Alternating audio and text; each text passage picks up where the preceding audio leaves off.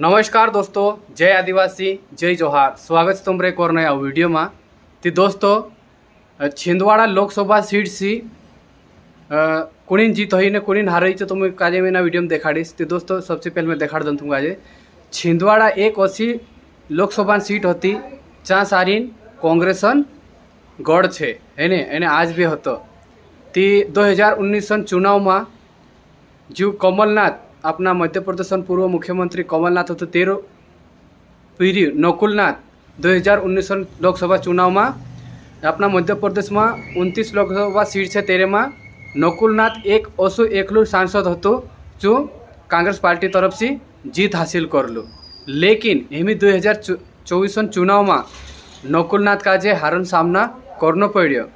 नकुलनाथ का जे भारतीय जनता पार्टी की तरफ से उम्मीदवार विवेक साहू बंटी नकुलनाथ काजे हारुई नाखी। तो यहाँ सारीन विवेक साहू बंटी कतरा वोट से जीती तुमको देखा रहा हूँ। यहाँ सारीन 1,13,618 वोट से जीत हासिल कर ले दो विवेक साहू बंटी जो छिंदवाड़ा कांग्रेसन गढ़ होता। लेकिन इमें यहाँ सारीन बीजेपी सांसद बन गई।